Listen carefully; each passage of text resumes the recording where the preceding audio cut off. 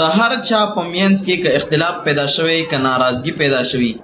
د یو بل نه زړونه بد شوي او د یو بل مخ کتلو ته هم تیار نه وي یا دا محبت د یو طرف نه کم شوی وي ختم شوی وي او یا د دوانو طرفونو نه وي په دوانو کې دا کار کوي. یاد ساتئ زبردست وظیفه دا یو انسان که دا غواړي چې زما زړه د پلانکي نه ښه شي او زما زړه د ورسره ښه شي د دې دپاره هم کولی شئ او د دې دپاره هم کولی شئ چې د دې پلانکي زړه دې زما سره ښه شي. ځان ته به تصویر مخې ته د هغه انسان کېدی هغه تصویر کې چې په کم ځای کې زړه دی په هغه زړه باندې به لاس کېدي داسې یو ګوته به په یا کېدي یا که غټ تصویر وي مثلا ډېرې ګوتې هم پکې ښودلی شي کلک به په ذهن کې راولي کلک چې د دې انسان په زړه کې زما محبت پیدا کېږي او یا که د خپل ځان دپاره کوي چې زما د پلانکي سره محبت پیدا شي نو په خپل زړه باندې به لاس کېدي په خپل زړګي به لاس کېدي.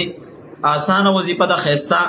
که چېرته چیني یا دغسې کاږه موږ ورته کاږه وایو چې څوک به ورته څه وایي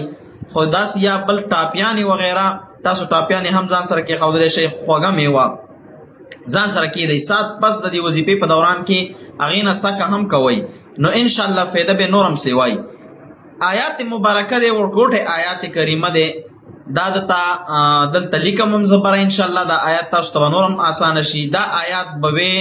څو پیرې دا به وې 313 مرتبه وظیفه به لږه اوږده مطلب ټیم لږ کېدی شي ډېر واخلي د ځینو ملګرو نه یا د ځینو ورونو خویندو نه خو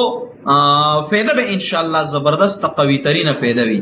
سلام قولا من رب الرحیم سلام قولا من رب الرحیم مخکې رستو به درود ابراهیمي یا کم درود چې تا ته اساني 11 پیرې یا 21 پیرې څومره چې ته ډېر وایې هغومره به فایده ډېرېږي د دې وظیفې طاقت او پاور به سیوا کېږي. دا وظیفه به کې په یخ وخت کې مطلب یا د سهار د مانځه نه مخکې یا د ماخوستن د مانځه نه وروستو دا ټوله شپه ستا سره ټیم دی په دې ټیمونو کې کولی شي چې هر ټیم یې شروع کې خو د شپې په ساعتو کې به شروع کې بهترین ټیم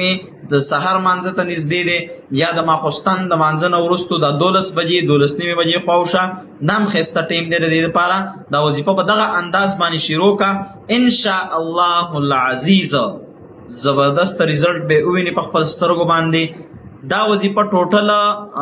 ډېره ورځې به درته نښیم 11 ورځې وکئ زه 11 ورځې پې ټرای وکئ 11 ورځو کې مسله حل نشي بیا یې مخکې مزید 11 ورځې نور هم وکئ انشاءالله العزیز. دا پهلانۍ 11 ورځې چې تا پوره کولې مسله به انشاءالله حلي بلکل به حلي کا یاد ساتئ بلکل به حلي بل هېڅ ته به ضرورت نه راځي تجربه پې وکئ او شروع یې کوئ انشاءالله بیا یې نتیجې ته ګورئ. جزاکم الله خیر.